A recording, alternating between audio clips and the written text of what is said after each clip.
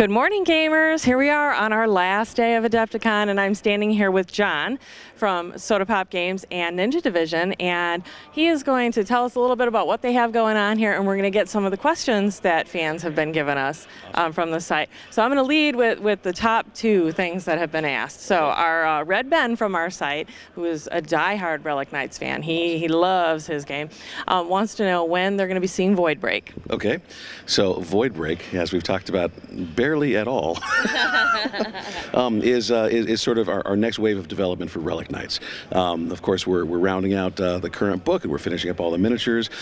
As that comes to a close, we've already started development on our next waves of characters, a little bit of cleanup and writing for the rules, looking at campaign stuff.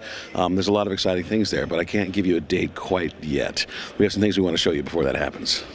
Sounds good. Little hint of things to come. And then the big thing, obviously, as evidenced by the sign, is Ninja All-Stars. A lot of hype building up on that one, and everybody wants to know when they're going to start seeing. Well, actually, the good news is this starts tomorrow. So coming to Kickstarter first thing Monday morning. Actually, well, I shouldn't say first thing. That would be about 3 p.m. Eastern time is when we go live with our campaign for Ninja All-Stars.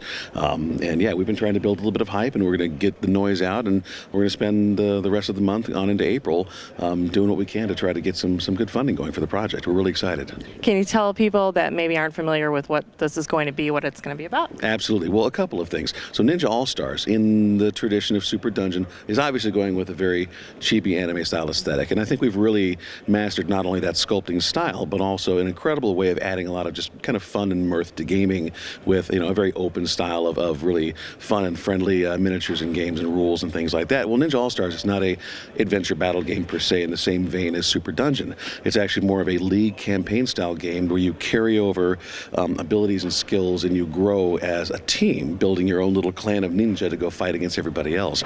So you can build out whole leagues with you and your friends, where you take your little ninja clans and you basically fight for the attention of the Moon Princess. And over the course of, a couple of weeks of playing games, your guys are getting cool skills, and you're hiring like wandering Ronin and warriors and stuff to come in and help you in your fights. And different than maybe like a classical sports game, you might be able to tag some of this along the lines of like a Blood Bowl or something a little bit similar. It's going to be very oriented and very, very themed towards ninja. You're going to be dripping with ninja stuff all the time. And honestly, pound for pound, it's the most ninja that anybody has ever ninja'd in a miniatures game. So we're really, really excited to show off all these cool sculpts we've been working on. I mean, I must have finished we've directed a good 70 to 80 different models for collectors who really want to get into this. There's 6 really, really colorful and flamboyant clans, all with very unique and different styles, and like another 20 or 30 single models and characters. A cool campaign planned out for Kickstarter with a lot of fun giveaways, and so there's a lot of value we're adding into this. And we want to get that backer set in there so that all of those people who back this stuff and get this product early on can start building out those early leagues and start playing in stores, because this is a super, super fun game.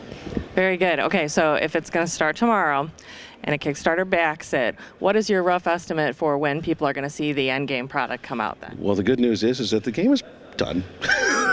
Models are sculpted. The stuff is in China being tooled right now. We've learned so much over our process of the years going through Kickstarters and not having to back end everything and actually fill and complete all of this stuff before we even start the campaign, which for us is an investment and it's a risk, but it's something that we're willing to take on because we believe in the product. So for us, the stuff that usually takes the longest time is cutting molds and making sure your models aren't broken and busted.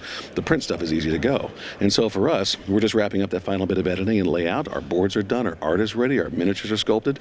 So there's a short window of time we're going to be manufacturing this, and we'll have a pretty clear date, and probably even, if we're lucky, we're going to deliver early on that date when we put it to the Kickstarter. So you guys will see tomorrow what it is we're promising, but I'm thinking this is going to be done well before the end of the year. Oh, fantastic. I know that people will be really excited about that, and that instant gratification, the sooner you can get it when you're coming off a Kickstarter. I mean, everybody knows when you're backing a Kickstarter that you're buying into somebody's idea, and there's going to be time that's going to have to be involved in there, but boy, the sooner the better, and people will be all the more excited. And really one of the first things that's worth pointing out too is that this will be the second Kickstarter we've run ourselves. This isn't in cooperation with anybody else, and nobody's hand-holding us right now. Forgotten King was a good example of that. We did a lot of stuff for Forgotten King, and we've been delivering already, starting in Australia. The other product is here in country, and that only puts us about 10 weeks over target, which really is not bad for a Kickstarter, given that Relic Knights and some of the others were, they were almost a year that people had to wait for some of the stuff to come out. That's not going to happen anymore. So we've learned that process. We know how to manage ourselves very, very well, and we know and have streamlined our manufacturing process to kind of get a much more accurate date going.